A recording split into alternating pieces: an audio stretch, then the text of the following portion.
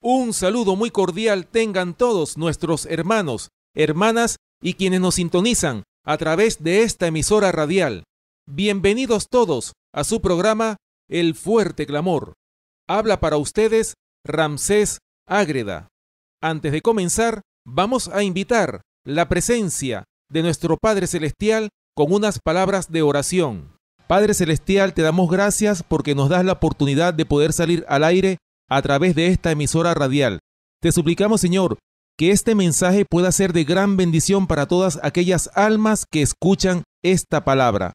Te pedimos, Señor, que muchas almas puedan llegar a los pies de nuestro Señor y Salvador Jesucristo a través de este mensaje de salvación para un mundo que perece en pecado. Gracias por permitirnos presentar este mensaje a muchas almas. Te lo pedimos y te lo rogamos en el nombre y por los méritos de nuestro amante Salvador, Cristo Jesús. Amén. Hoy, en nuestro programa, hablaremos sobre el tema La profecía de Apocalipsis capítulo 13, parte número 1. Recuerden nuestro punto de contacto, el correo electrónico elfuerteclamor@hotmail.com. Así que les invitamos en sus hogares a abrir sus Biblias para que juntos podamos estudiar este maravilloso mensaje. Bien, hermanos y hermanas que nos escuchan, a partir de hoy vamos a comenzar un nuevo tema en este seminario de Apocalipsis que estamos presentando a través de esta emisora radial. Hoy vamos a comenzar la profecía de Apocalipsis capítulo 13 en su primera parte, es decir, los versículos del 1 hasta el 10. La primera bestia de Apocalipsis capítulo 13. Como muchos hermanos conocen de la profecía de Apocalipsis o del libro de Apocalipsis, cuando nos referimos a este capítulo 13, en él están contenidas dos bestias. Está la primera bestia, que son los versículos del 1 hasta el 10, y la segunda bestia, que son los versículos del 11 hasta el 18, que analizaremos en programas posteriores. Así que, hermanos, vamos a comenzar este mensaje del día de hoy en su primera parte, como lo es la profecía de Apocalipsis capítulo 13, versículos del 1 hasta el 10. Vamos a comenzar abriendo nuestras Biblias en Apocalipsis capítulo 13, versículo 1, para comenzar este mensaje. Dice así la palabra de Dios: Me paré sobre la arena del mar y vi subir del mar una bestia que tenía 7 cabezas y 10 cuernos, y en sus cuernos 10 diademas, y sobre sus cabezas un nombre blasfemo. Bien, hermanos, aquí podemos ver cómo el apóstol Juan, cuando recibió estas visiones en la rocosa isla de Patmos, allá en el mar Mediterráneo, aquí el apóstol Juan está narrando que él en visión se paró sobre esa arena del mar y vio subir del mar una bestia. Esta bestia tenía 7 cabezas y 10 cuernos. Y dice también, y en sus cuernos 10 diademas, y sobre sus cabezas un nombre blasfemo. Hablando de el mar, vamos a analizar qué simboliza o qué representa el mar. El mar representa a pueblos, muchedumbres, naciones y lenguas. Vamos a buscarlo en Apocalipsis capítulo 17, versículo 15. Dice la palabra de Dios: Me dijo también, las aguas que has visto donde la ramera se sienta son pueblos, muchedumbres, naciones y lenguas. Ahí está, ahí podemos ver qué es lo que representan las aguas. Es decir, que esta bestia de 7 cabezas y 10 cuernos surge en medio de muchedumbres, naciones, pueblos y lenguas, porque eso es lo que representan, hermanos y hermanas que nos escuchan, las aguas. Como lo dice aquí, Apocalipsis capítulo 13, versículo 1. Me paré sobre la arena del mar.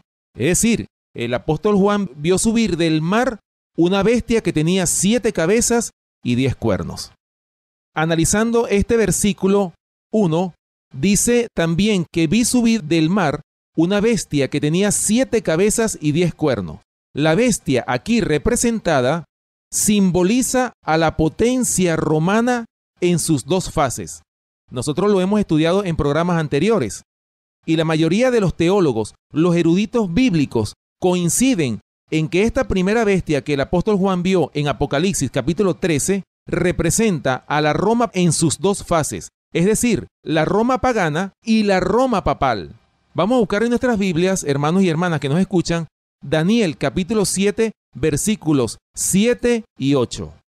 Dice así: Después de esto miraba yo en las visiones de la noche, y he aquí la cuarta bestia, espantosa y terrible, y en gran manera fuerte, la cual tenía unos dientes grandes de hierro, devoraba y desmenuzaba, y las sobras hollaba con sus pies, y era muy diferente de todas las bestias que vi antes de ella, y tenía 10 cuernos.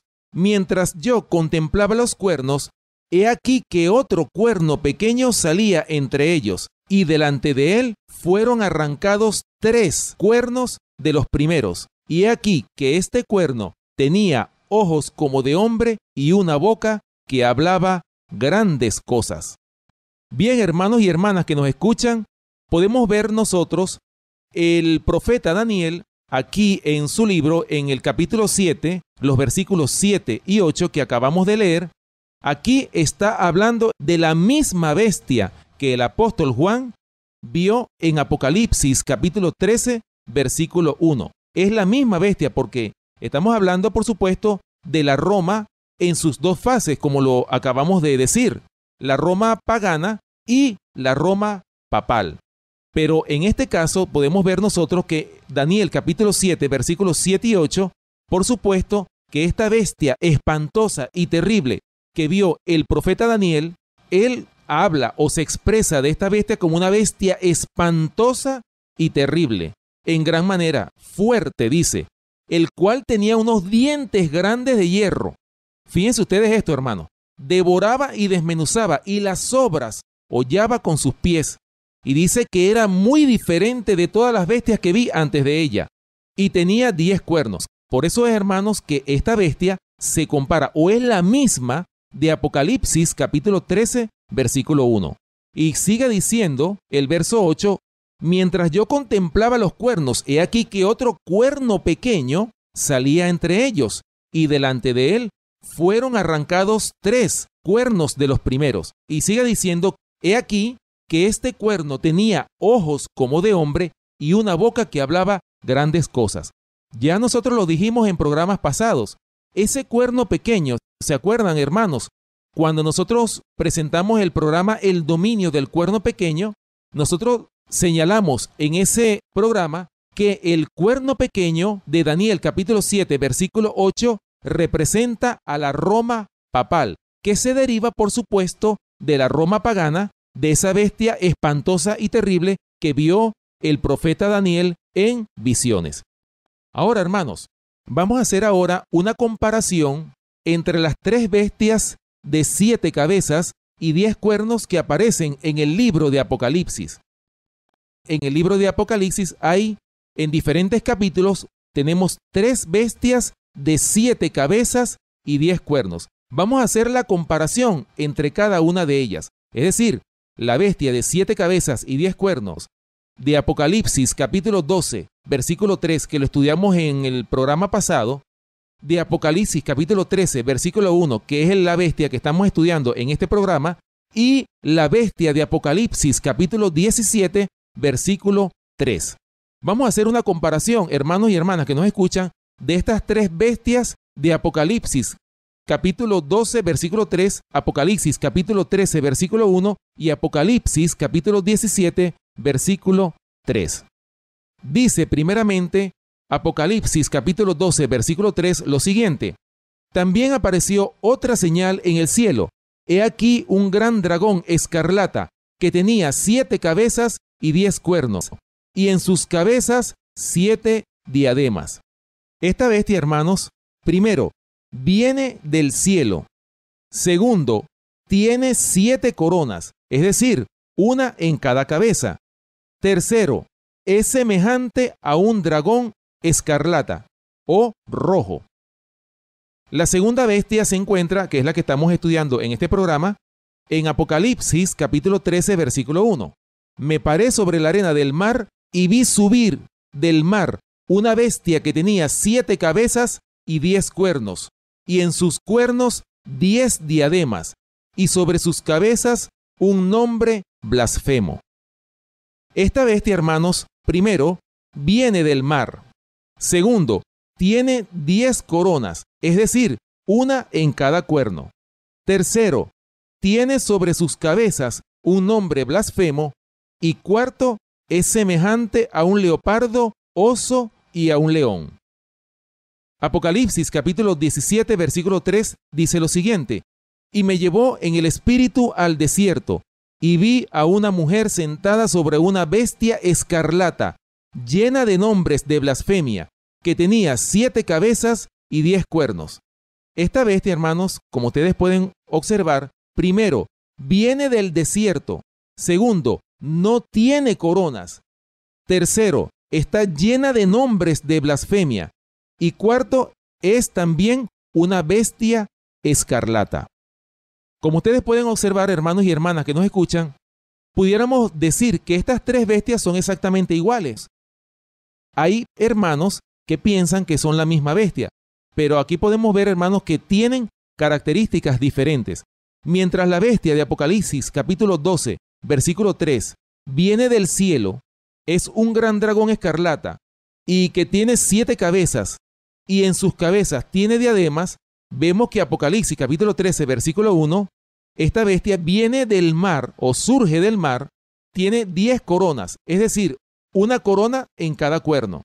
Además, tiene un nombre blasfemo, mientras que la bestia de Apocalipsis capítulo 17, versículo 3, viene o surge del desierto. Y sobre esta bestia está sentada una mujer. Está llena de nombres de blasfemia. Por eso, hermanos, podemos ver que estas 3 bestias son completamente diferentes. Aquí lo podemos observar. Bien, las 7 cabezas de esta bestia, la que estamos estudiando en el día de hoy, de Apocalipsis, capítulo 13, versículo 1, representan a 7 poderes que persiguieron al pueblo de Dios para ser destruidos.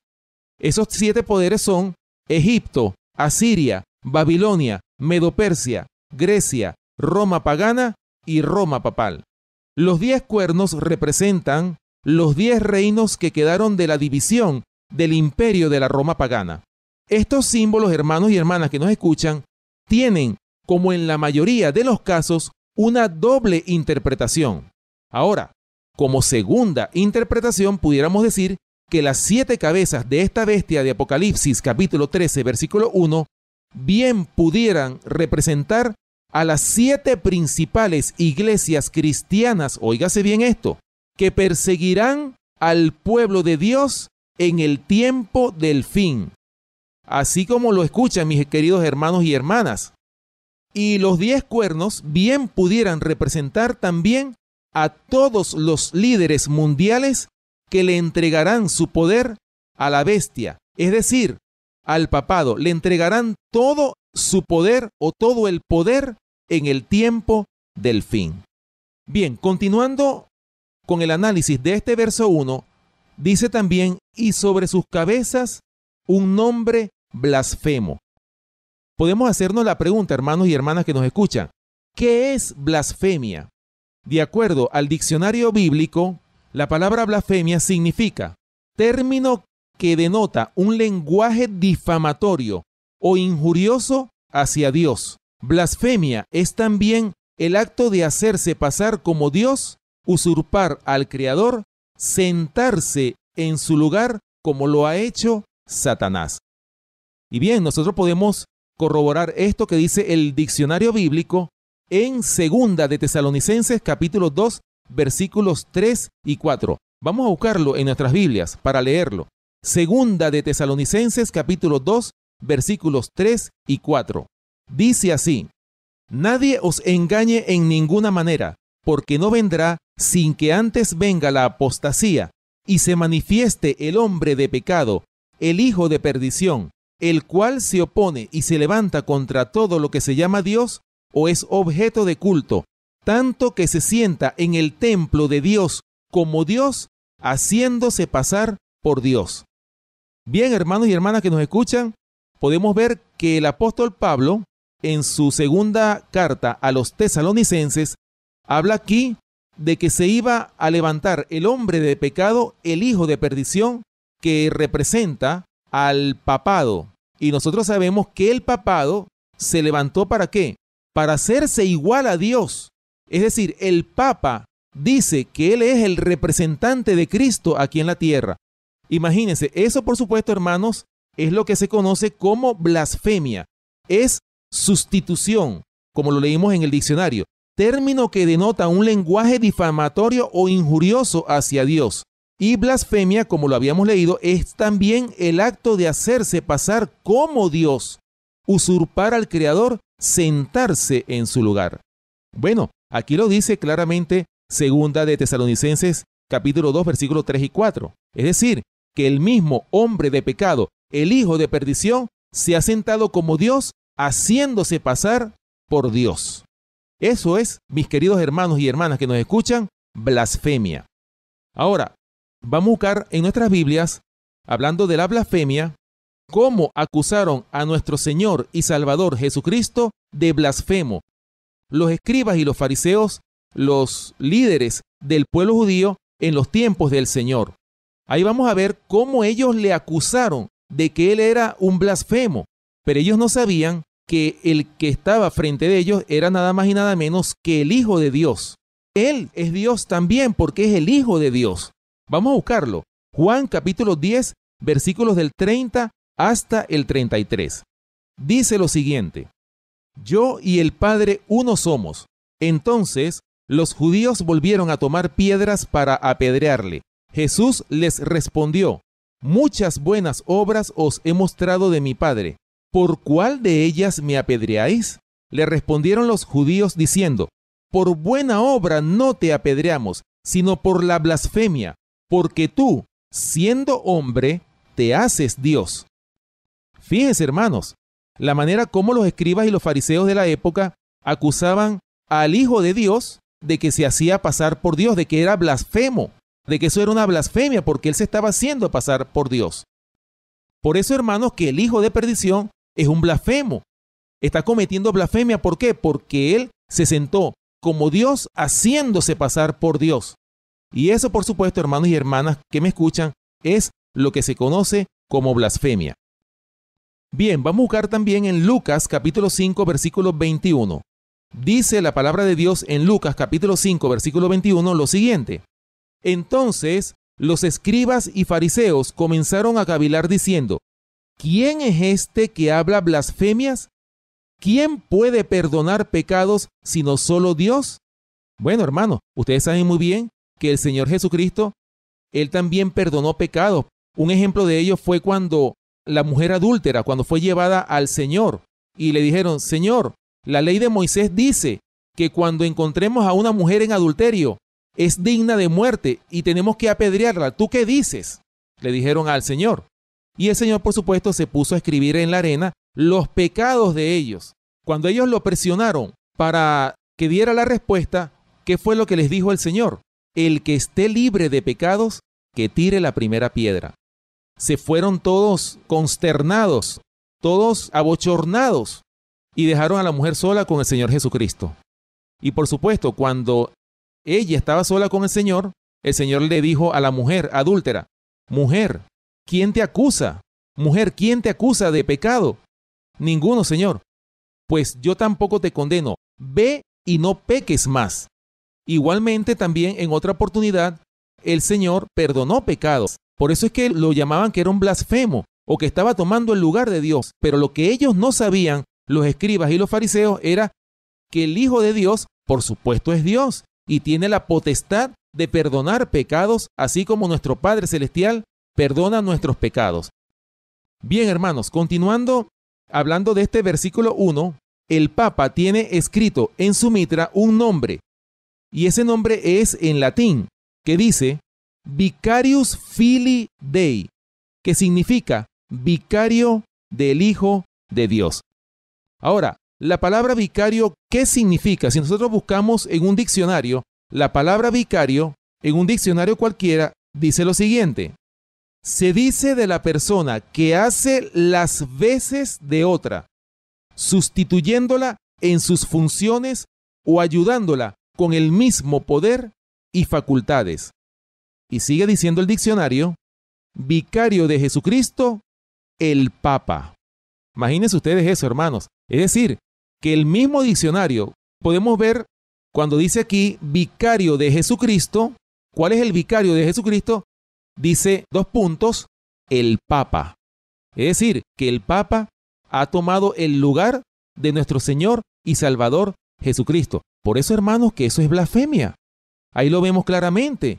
El mismo diccionario secular nos dice a nosotros, ¿qué es realmente blasfemia? Es el acto de hacerse pasar por Dios, o sentarse en el trono de Dios como Dios, o haciéndose pasar por Dios, como lo dice Segunda de Tesalonicenses, capítulo 2, versículos 3 y 4, como lo leímos anteriormente. Bien, hermanos, vamos a buscar en Isaías, capítulo 14, y vamos a leer los versículos del 12 al 14. Isaías, capítulo 14, versículos del 12 al 14, dice lo siguiente: ¿Cómo caíste del cielo, oh lucero, hijo de la mañana? Cortado fuiste por tierra, tú que debilitabas a las naciones, tú que decías en tu corazón, subiré al cielo en lo alto, junto a las estrellas de Dios levantaré mi trono, y en el monte del testimonio me sentaré a los lados del norte. Sobre las alturas de las nubes subiré, y seré semejante al Altísimo. Fíjense, hermanos y hermanas que me escuchan, qué interesante. El mismo profeta Isaías escribió como profeta que el diablo iba a subir sobre las alturas de las nubes y iba a ser semejante al Altísimo. Eso era lo que el diablo quería hacer desde un principio. Es decir, cuando en su corazón surgió ese sentimiento de envidia, de rivalidad hacia el Hijo de Dios. Por eso es, hermanos, que esto también es una blasfemia.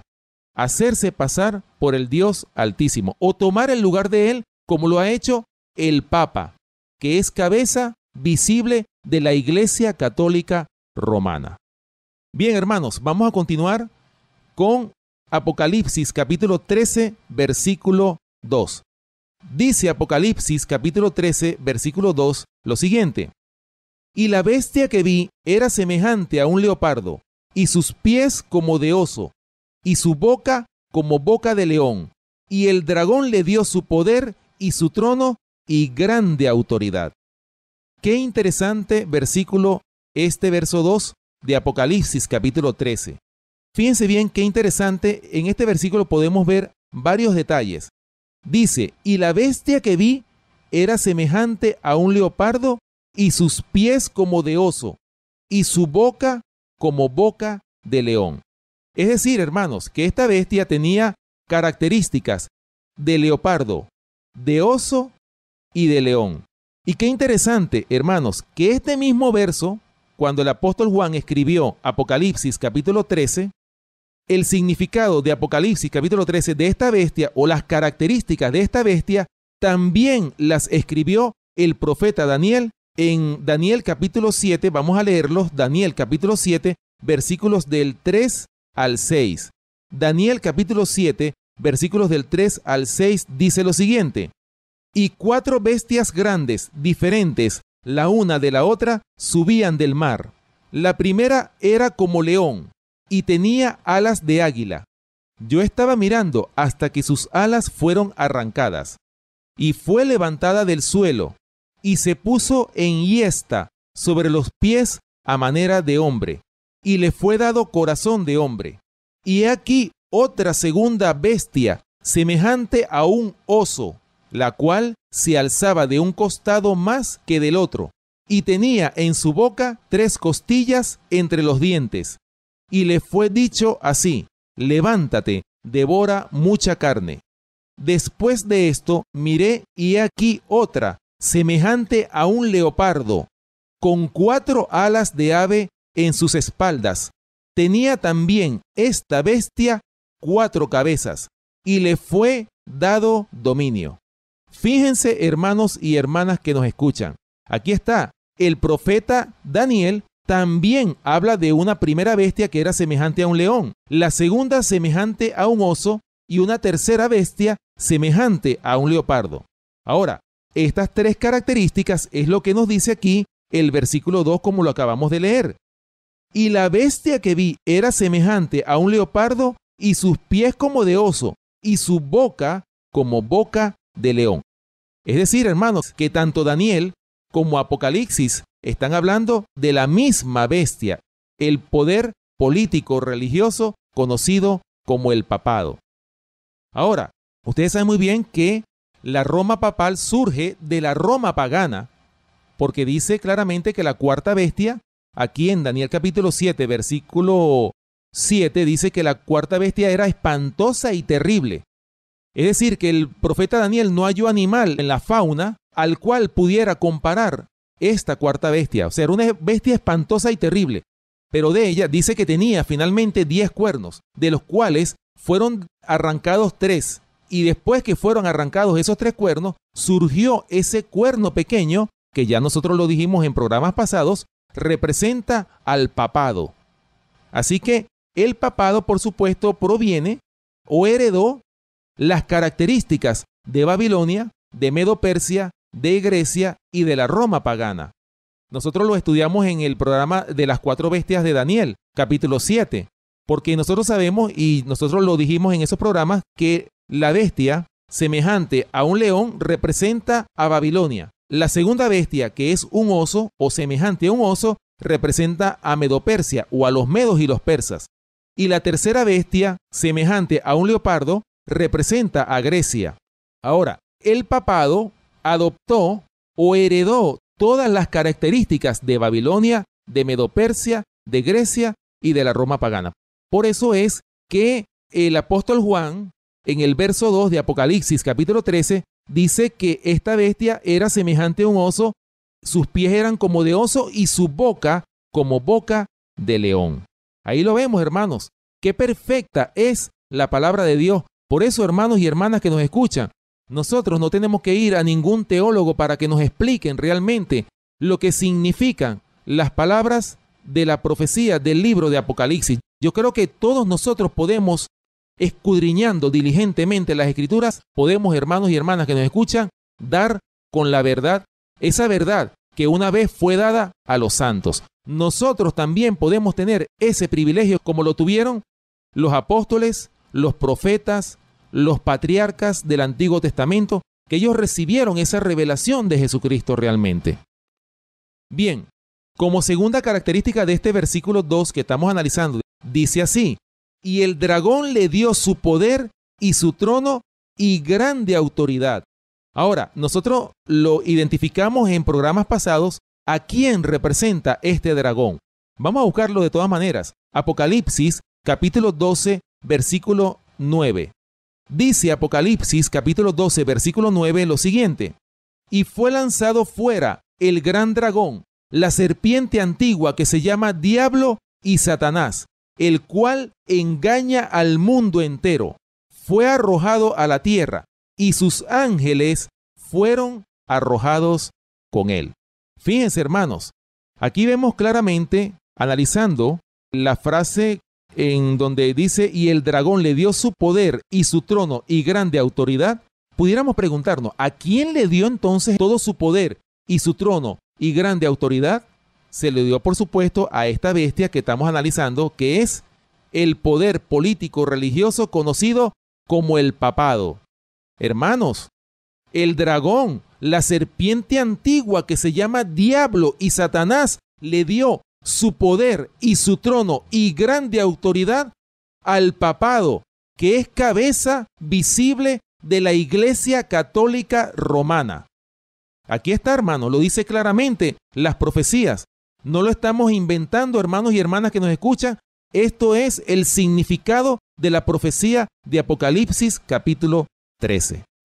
Ahora, hablando de esa serpiente antigua que se llama Diablo y Satanás, vamos a buscar en Génesis capítulo 3, hablando de la serpiente antigua, vamos a buscar en Génesis capítulo 3, versículos del 1 al 5.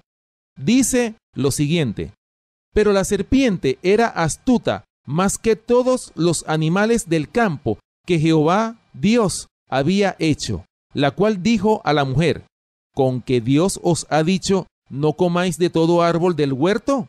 Y la mujer respondió a la serpiente: del fruto de los árboles del huerto podemos comer, pero del fruto del árbol que está en medio del huerto, dijo Dios, no comeréis de él, ni le tocaréis, para que no muráis.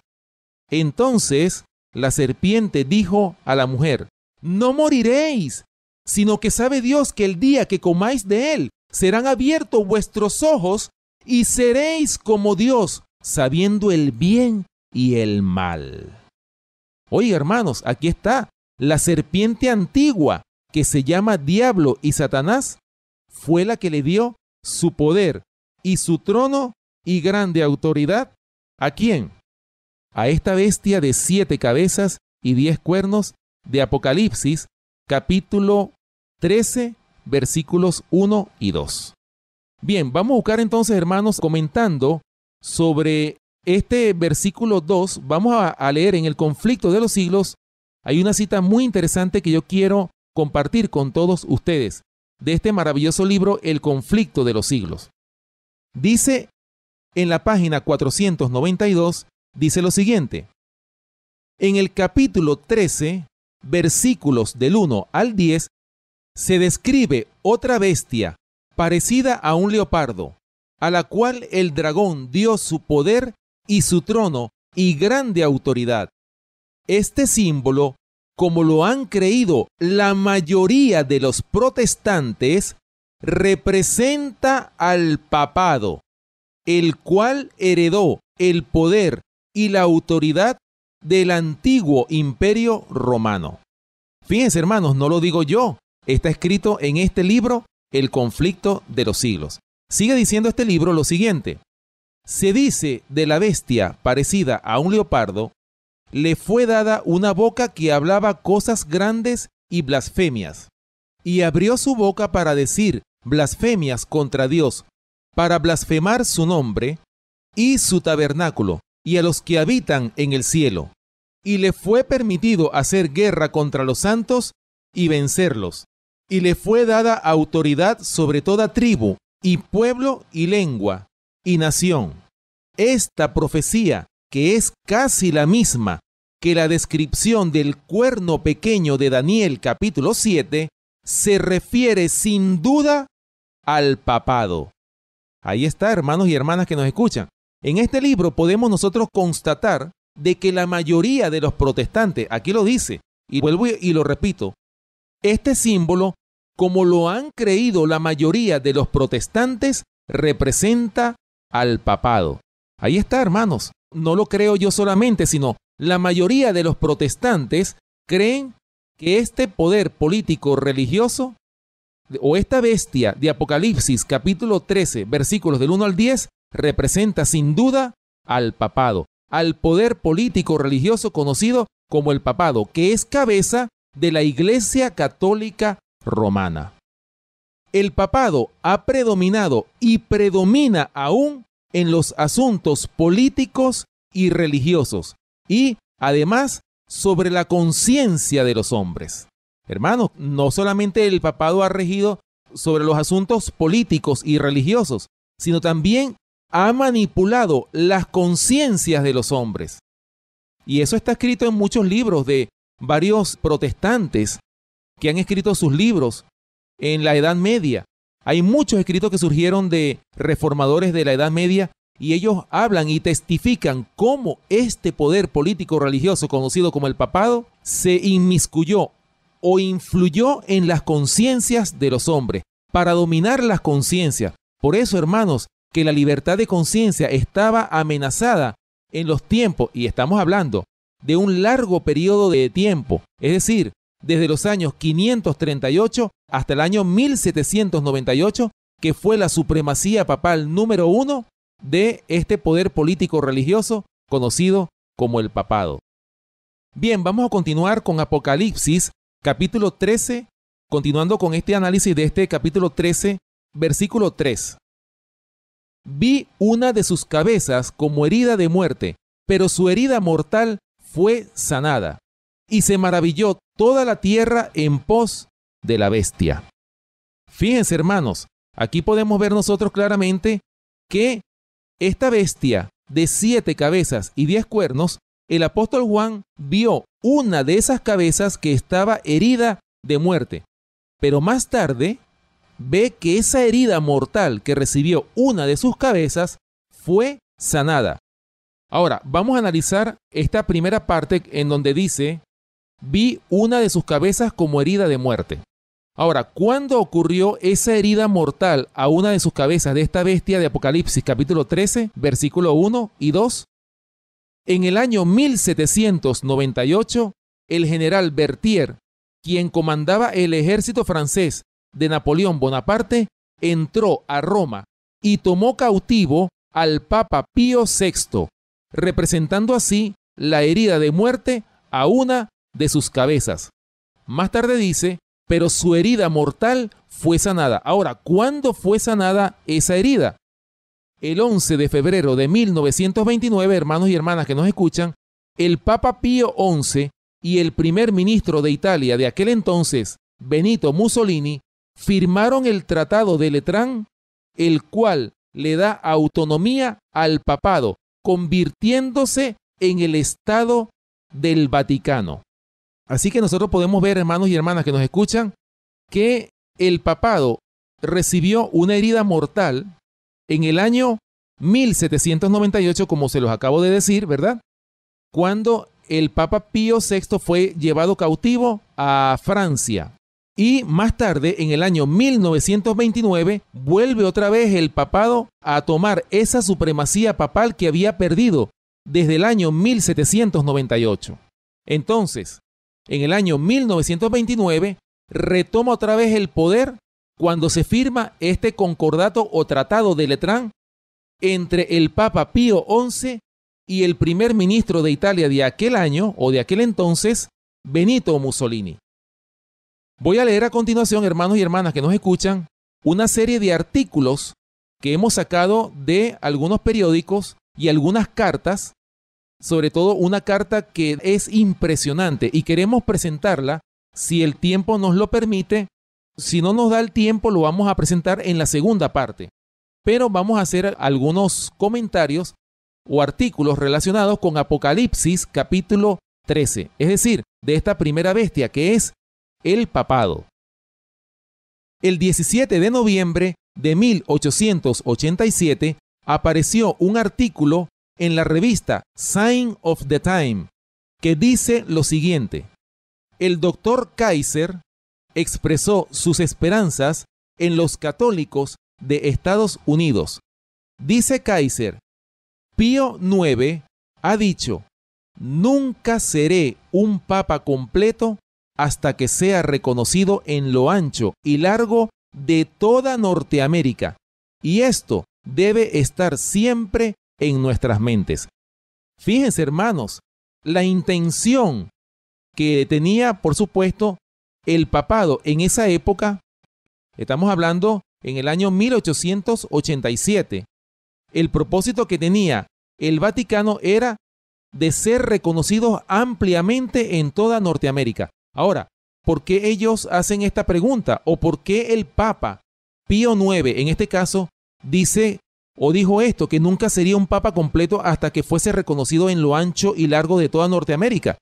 Bueno, hermanos y hermanas que nos escuchan, porque para esa época, es decir, para el año 1887, Estados Unidos era un país netamente protestante, era una nación completamente protestante y estaba en contra de todos los dogmas y todas las encíclicas, vamos a decirlo así, o todas las enseñanzas del Vaticano o del papado o de la Iglesia Católica. Ellos estaban en contra completamente de las enseñanzas de la Iglesia Católica, porque nosotros sabemos, hermanos y hermanas que nos escuchan, que todas las doctrinas que ha enseñado, o la mayoría de las doctrinas católicas, son doctrinas paganas, es decir, doctrinas que no tienen un fundamento en la palabra de Dios, son contrarias completamente a la palabra de Dios.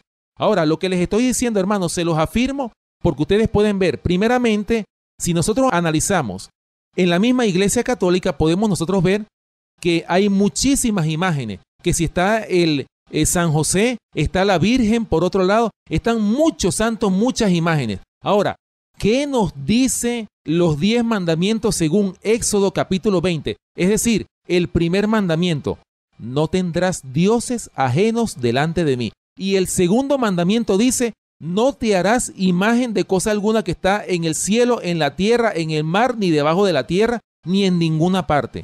Es decir, hermanos, lo dice claramente el segundo mandamiento de la ley de Dios. Entonces, si la ley de Dios dice que yo no tengo que hacerme imágenes, ¿cómo es posible entonces que la Iglesia Católica esté levantando constantemente imágenes y muchos santos aquí, muchos santos beatificando seres humanos, hermanos, cuando eso es contrario a lo que dice la palabra de Dios? Por esa razón es que en aquella época la América o Estados Unidos de Norteamérica era un país completamente protestante. Era un país que se regía, o su constitución estaba regida por la Biblia.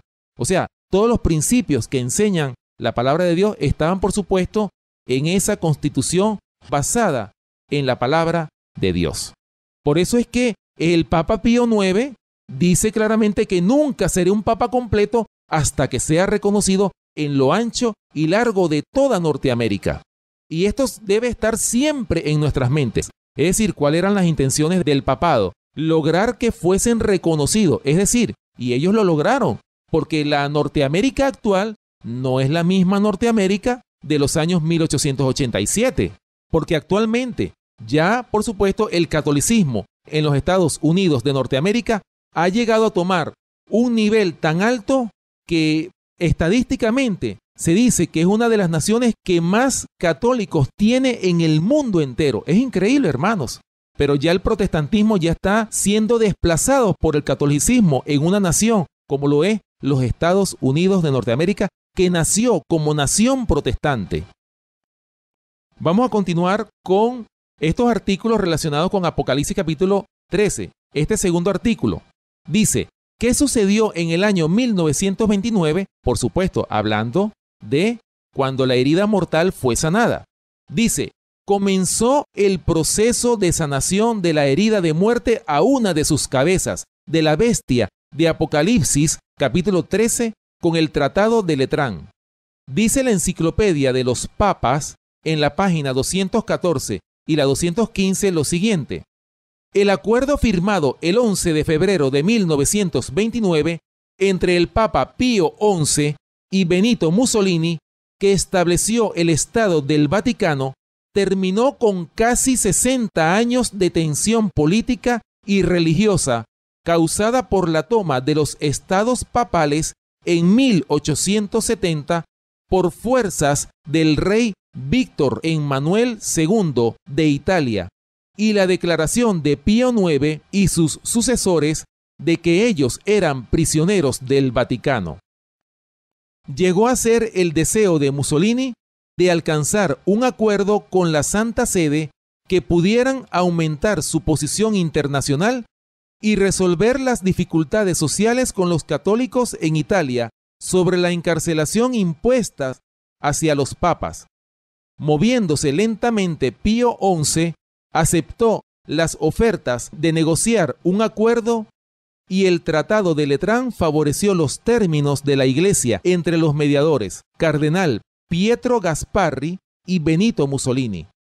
El tratado fue igualmente compuesto de 3 partes: el Tratado de Letrán, el Concordato de Letrán y la Convención Financiera.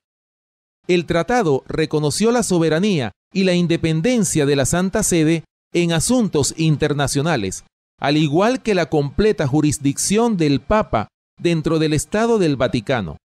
El Papa fue reconocido como el soberano absoluto del pequeño país, con el control y con el territorio extra de Castel Gandolfo y la Basílica de Letrán, Santa María y San Pablo. El territorio del Vaticano fue hecho inviolable.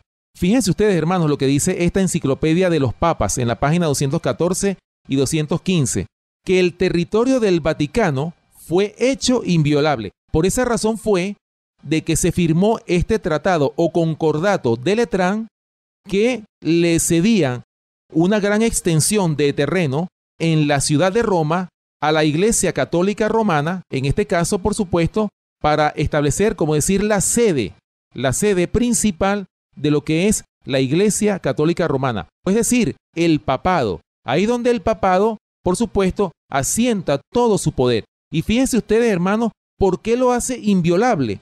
Claro, ustedes saben muy bien lo que les acabo de comentar, que en el año 1798 el general Berthier se llevó cautivo al Papa Pío VI, arremetió contra él. Ahora, por supuesto, el papado, pensando de una forma muy astuta, fue que ellos firmaron este concordato que le daba a ellos autonomía, es decir, derecho diplomático. Ellos son un país independiente, así como cualquiera de los países que existen en todo el planeta Tierra. Por eso es que se conoce como el país más pequeño del mundo y también es el país más poderoso del mundo económicamente hablando. Se calcula, hermanos y hermanas que nos escuchan, que las riquezas del Vaticano superan más del 60% de todas las riquezas del mundo. Claro, ellos no aparecen como los propietarios, vamos a decirlo en estos términos, de todas esas riquezas. Ellos tienen sus agentes distribuidos en el mundo entero que son los que poseen esas riquezas. Continuando con este artículo que se encuentra en la Enciclopedia de los Papas, en la página 214 y 215, lo siguiente. Las relaciones diplomáticas fueron formalizadas entre Italia y el Vaticano, y otra comunicación fue garantizada con gobiernos extranjeros, aún en tiempos de guerra. El Vaticano reconoció el gobierno italiano y a Roma como la capital. Por los términos del concordato, Italia fue confirmada como un país católico. Una educación católica fue ordenada en las escuelas. Fue dada libertad para las actividades de la organización católica y al Papa se le garantizó completos derechos espirituales de autoridad, formalmente retenidos por la Constitución italiana de 1947. El Tratado de Letrán permaneció en efecto hasta 1980, cuando un nuevo acuerdo fue negociado entre el gobierno y el Papa Juan Pablo II, ratificado el 3 de junio de 1985. Terminó así el pago a los sacerdotes por el Estado y la educación católica obligatoria. Bien, hermanos, qué interesante este artículo, ¿verdad?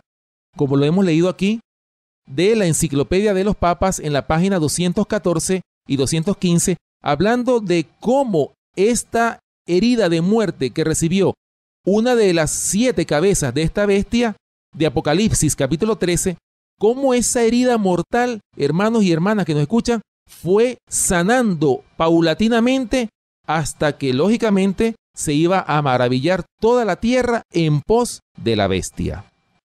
Bien, continuando con estos artículos, hablando de la historia del Papa Juan Pablo II, dice este artículo lo siguiente. El 22 de octubre de 1978 fue elegido el Papa Juan Pablo II. En el reinado de Juan Pablo II, en el año 1980, más de 100 países tenían relaciones diplomáticas con el Vaticano. El 13 de mayo de 1981, el Papa Juan Pablo II sufrió un atentado ejecutado por Ali Akkad, a quien el Papa llama el hermano que me hirió. El 10 de enero de 1984, el presidente Ronald Reagan establece relaciones diplomáticas con el Vaticano. Hizo el famoso Pacto de la Santa Alianza, celebrado entre el Papa Juan Pablo II y el presidente Ronald Reagan, de acuerdo a Daniel capítulo 8, versículos del 23 al 25. Vamos a leerlo en nuestras Biblias. Daniel capítulo 8, versículos del 23 al 25. Dice lo siguiente: y al fin del reinado de estos, cuando los transgresores lleguen al colmo, se levantará un rey altivo de rostro y entendido en enigmas, y su poder se fortalecerá, mas no con fuerza propia, y causará grandes ruinas, y prosperará, y hará arbitrariamente, y destruirá a los fuertes y al pueblo de los santos. Con su sagacidad hará prosperar el engaño en su mano, y en su corazón se engrandecerá, y sin aviso destruirá a muchos, y se levantará contra el príncipe de los príncipes, pero será quebrantado, aunque no por mano humana. Fíjense, hermanos y hermanas que nos escuchan, aquí en Daniel capítulo 8 habla que se iba a levantar un rey altivo, un rey que iba a destruir a muchos, como lo dice este artículo que estábamos leyendo. Y fíjense bien, hermanos, continuando con esta historia del Papa Juan Pablo II. Sigue diciendo este artículo lo siguiente: en 1989, Rusia estableció relaciones diplomáticas con el Vaticano.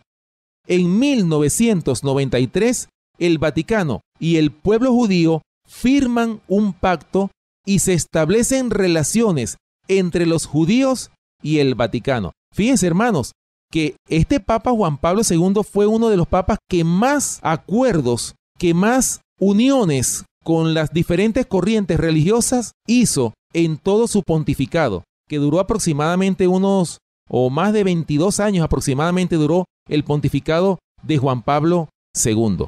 Hermanos, aquí nosotros podemos ver claramente cómo la herida mortal empieza a sanarse. Ahora, fíjense, hermanos, como lo acabamos de leer, el Papa Juan Pablo II había sufrido, en este artículo que leímos, un atentado ejecutado por Ali Akkad. Este atentado, hermanos, que sufrió el Papa Juan Pablo II, el 13 de mayo de 1981, esta herida de muerte a una de sus cabezas es lo que leímos nosotros en este artículo de la historia del Papa Juan Pablo II. Nosotros dijimos, ¿verdad?, que el 13 de mayo de 1981, el Papa Juan Pablo había sufrido un atentado por Ali Akkad. Ese atentado, hermanos, el apóstol Juan, en la isla rocosa de Patmos, cuando dijo claramente que vio una de sus cabezas como herida de muerte, y dice que su herida mortal fue sanada. Por eso vemos nosotros, hermanos, que como el papado empieza a agarrar de nuevo esa supremacía que había perdido en los tiempos de la Inquisición, es decir, en los 1260 años de supremacía papal. Bien, ya para terminar, hermanos, vamos a leer estos artículos que tenemos aquí en el periódico El Nuevo Día de Puerto Rico, de fecha 30 de diciembre de 1993, dice lo siguiente: Ciudad del Vaticano.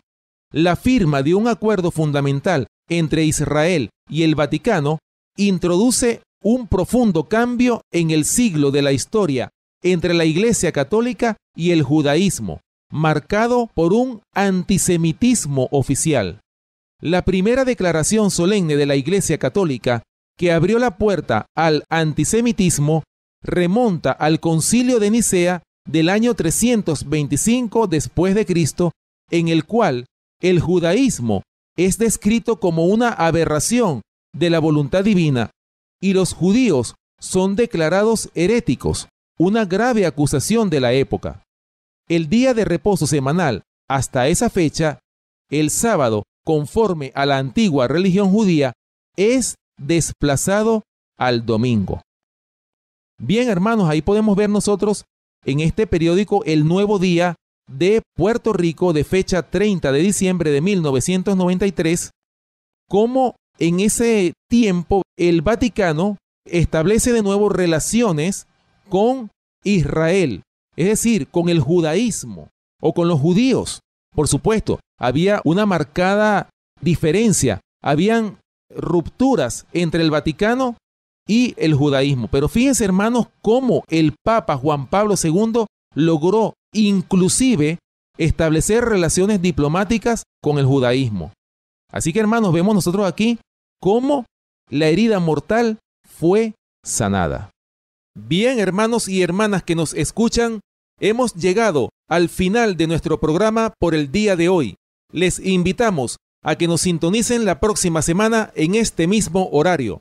Recuerden nuestro punto de contacto, el correo electrónico elfuerteclamor@hotmail.com. Gracias por permitirnos entrar a sus hogares a través de esta emisora radial.